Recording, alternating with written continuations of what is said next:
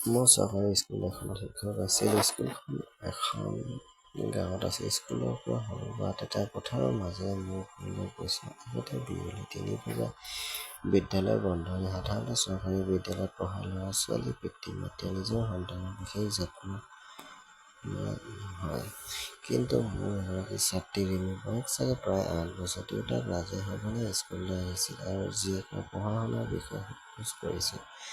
আগতে তেওঁক লগ পোৱাৰ পিছত তেওঁ এজন দায়িত্বশীল পিতৃ হোৱাৰ অনুভৱ হৈছে। প্ৰতিদিনে ছুটীৰ সময়ত ছোৱালীজনীক স্কুলৰ পৰা নিবলৈ আহিছিল আৰু মোৰ লগত ঘৰলৈ গৈছিল। ইফালে মোৰ লগত জীয়েক কথা পাতিছিল আৰু কেতিয়াবা মোৰ সৌন্দৰ্যৰ প্ৰশংসা কৰিছিল। তেওঁ মোক প্ৰশংসা কৰিলে মই ভাল পাইছিলোঁ আৰু মই লাহে লাহে হাঁহিছিলোঁ, যিটো তেওঁ হয়তো বহুবাৰ অনুভৱ কৰিছিল। ৰাজ পেছাত এগৰাকী খেতিয়ক আৰু ওখ, টান, বৰ ক'লা ৰঙৰ আৰু মজবুত শৰীৰ আছিল।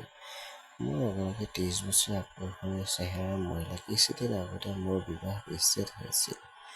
কিছুদিনৰ পৰা ৰাজক দেখি মোৰ এক অদ্ভুত অনুভূতি অনুভৱ হৈছিল। এদিন ৰিমি স্কুললৈ নাহিল যদিও সন্ধিয়া ৰাজ সদায়ৰ দৰে স্কুলৰ বাহিৰত থিয় হৈ আছিল। মই বাটত খোজ কাঢ়িবলৈ ধৰিলোঁ। সি মোৰ পিছে পিছে একেটা পকী ৰাস্তাতেই গৈ আছিল। কিছুদূৰ যোৱাৰ পিছত মই তেওঁক ৰিমিৰ কথা সুধিলোঁ। সি ক'লে যে ৰিমি মাকৰ লগত আইতাকৰ ঘৰলৈ গৈছে। কেইদিনমানৰ পিছত তাই ঘূৰি আহিব বুলি ক'লে। শীতকাল আৰু অন্ধকাৰ আছিল। খোজ কাঢ়ি গৈ থাকোঁতে সি মোক প্ৰশংসা কৰি আছিল। মই বেলেগ কিবা এটা অনুভৱ কৰি আছিলোঁ। মই উজুটি খাই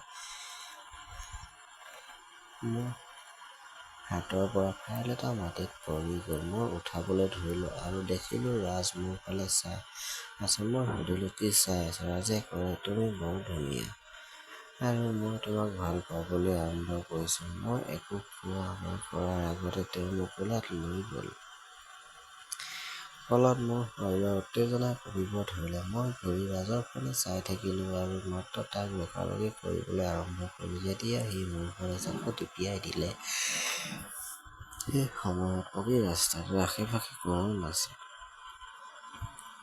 আন্ধাৰ হোৱাৰ বাবে পথাৰত ওখ কুঁহিয়াৰৰ খেতি আছিল। পৰিস্থিতিৰ সুযোগ লৈ ৰাজে মোক কোলাত লৈ গ'ল। মই খৰতৰকৈ আহি তাৰ শক্তিৰ পৰা নিজকে মুক্ত কৰিবলৈ চেষ্টা কৰি আছিলোঁ। মোৰ আৰু অধিক চেষ্টা অসাৰ হৈ পৰিল। তেওঁ মোক তুলি লৈ পথাৰৰ মাজলৈ লৈ গ'ল। তাত ওচৰত ক'তো মানুহ নাছিল আৰু মই বুজিলোঁ যে মোৰ এই কাৰ্য আজি যিকোনো মূল্যৰ বিনিময়ত লোৱা হ'ব। এতিয়ালৈকে আমাৰ পথাৰৰ মাজৰ ফালেও ৰাজে মোক মাটিত পেলাই দিলে। মোৰ বুদ্ধি অহাৰ আগতে সি মোৰ লগত খেল খেলিবলৈ ধৰিলে। মোৰ বিষ হৈছিল।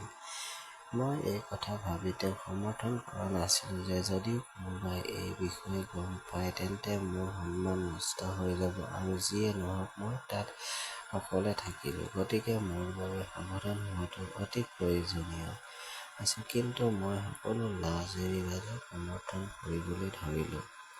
খেল শেষ হোৱাৰ লগে লগে মোৰ খোজ কঢ়াত কষ্ট হৈছিল। পেক-পেকাই মোৰ ঘৰ পালোঁ। ইয়াৰ পিছত আৰু প্ৰায় ২ বছৰ তাতেই থাকিলোঁ আৰু ৰাজে মোৰ লগত প্ৰতিদিনে কৰিছিল।